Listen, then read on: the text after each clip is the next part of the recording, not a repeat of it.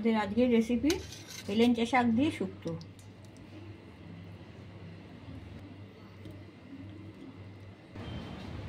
আমাদের চ্যানেলে দুরকমভাবে শুক্তো করা আছে। আজকেও একটা নতুন ধরনের শুক্তো করে দেখাচ্ছি, সেটা হচ্ছে হেলেঞ্চা শাক দিয়ে শুক্তো। হেলেঞ্চা বা হিংচে শাক, এটা দিয়ে শুক্তোটা করা হবে। তার জন্য আমি এই হিংচে শাকটা নিয়েছি। শাকটা আমি ধুয়ে রেখেছি আগে। এটা দুভাবে কাটবো, কিছুটা পাতা কেটে নেবো আর কিছুটা এই গোড়ার দিক থেকে ছোটো ছোটো কুচি করে কেটে নেবো। এতে শাকের গোড়াও যেমন আছে তেমনি পাতাগুলোও আছে। এই পাতাগুলো আলাদা করে কেটে নিচ্ছি। এগুলো আর এক রকমভাবে ব্যবহার করবো। শুক্তোর জন্য কিছু সবজি কেটে রেখেছি: আলু, কাঁচকলা, বরবটি, বেগুন, ঝিঙে, কচু, একটা করলা, কিছু পেঁপে ফালি করে কাটা আর দুটো মূলো। আমাদের রান্নাটা যদি ভালো হয় তাহলে আমাদের চ্যানেলটাকে সাবস্ক্রাইব করে নেবেন আর লাইক করবেন, কমেন্টস করতেও ভুলবেন না। এখানে 100 গ্রাম বেসন নিয়েছি। এতে আমি একটু নুন দিয়ে দিচ্ছি আর একটু হাফ চা চামচ কালো জিরে দিয়ে দিচ্ছি। এগুলো মিশিয়ে নিচ্ছি। বেসনটা আমি ঘন করে একটা ব্যাটার তৈরি করব। যে হিংচে শাকগুলো কুচিয়ে রেখেছিলাম সেগুলো আমি এই ব্যাটারেতে মিশিয়ে দিচ্ছি। হিংচে শাকের উপকারিতা অনেক, যেমন এটা রক্ত শোধন করে, এটা স্নায়ুরোগ, হাঁপানি, ডায়রিয়া এইসব রোগের পক্ষে খুব ভালো। আর এটা লিভারের পক্ষেও এটা খুবই উপকারী। ওভেনে তেল গরম করতে বসিয়ে দিয়েছি। তেলটা গরম হয়ে গেছে। এবার আমি হিংচে শাক দিয়ে যে ব্যাটারটা করেছিলাম সেটা বড়াগুলো আমি ভেজে নিচ্ছি। ওভেনের আঁচটা মিডিয়াম টু লো রাখবেন, তা নাহলে পুড়ে যাবে। এই বড়াগুলো শুক্তোতেও দিতে পারেন, আবার এমনি শুকনো ভাত দিয়েও এগুলো প্রথম পাতে খাওয়া যেতে পারে। খুব ভালো লাগবে এগুলো খেতে। এবার আমি ওভেনের আঁচটা একটু বাড়িয়ে দিয়েছি। বাড়িয়ে দিয়ে এগুলো লাল লাল করে এবার ভেজে নেবো। এগুলো লালচে করে ভাজা হয়ে গেছে। আমি এবার এগুলোকে তুলে নিচ্ছি।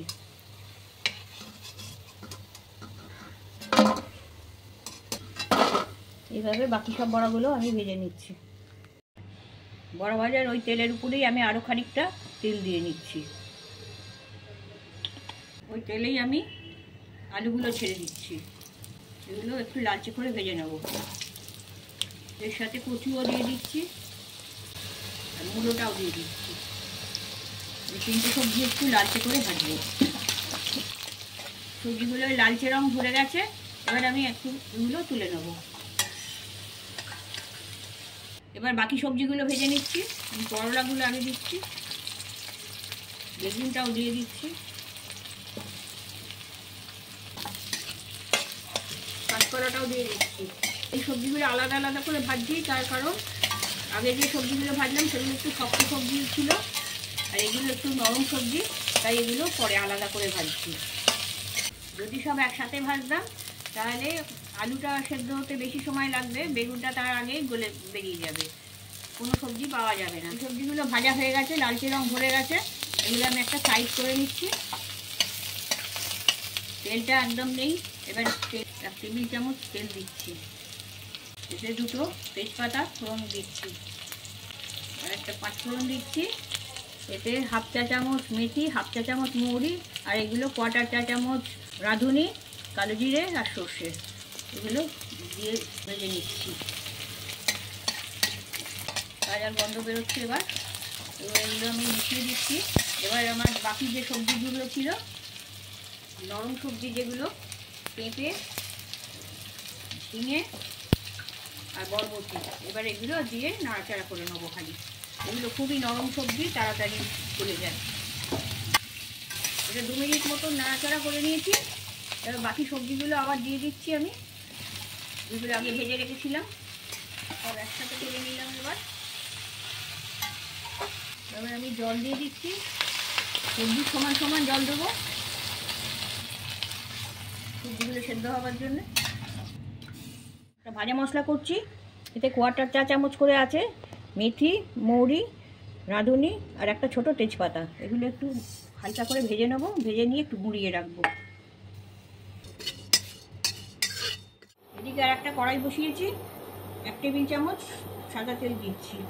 তেলটা গরম হয়ে গেছে। যে হেলেঞ্চা শাকটা ফুটে রেখেছিলাম সেগুলো এই তেলে আমি ভেজে নিচ্ছি। এটা ফুটতে শুরু করেছে। এবার আমি আস্তে আস্তে এর মধ্যে মশলাগুলো দিয়ে দেবো।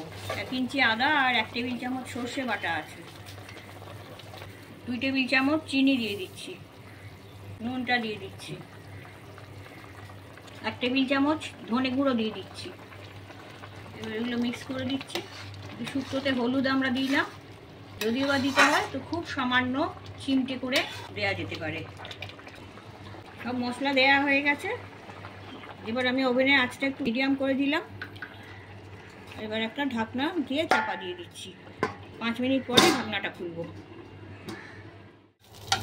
যে শাকগুলো ভাজতে দিয়েছিলাম সেগুলো মরমরে হয়ে গেছে। এবার এগুলো আমি ওভেনটা নিভিয়ে এগুলো গরমেই রেখে দিচ্ছি আমি এখন। এরপরে ঢাকনাটা খুলছি, চেক করে নেবো সবজিগুলো সেদ্ধ হলো কিনা।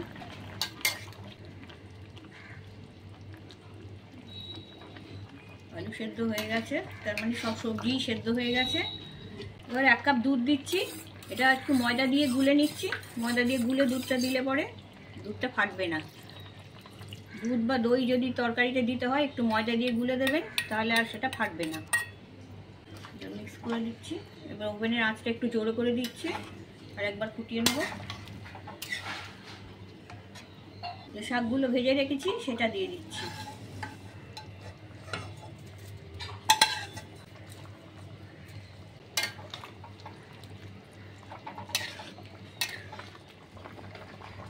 যে বড়াগুলো ভেজে রেখেছিলাম সেগুলো দিয়ে দিচ্ছি।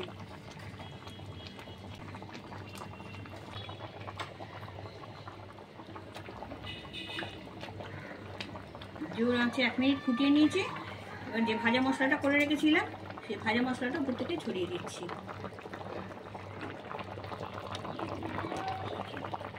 একটা চামচ ভালো ঘি ছড়িয়ে দিচ্ছি। আমাদের হেলেঞ্চা শাক দিয়ে শুক্তো রান্না তৈরি হয়ে গেছে।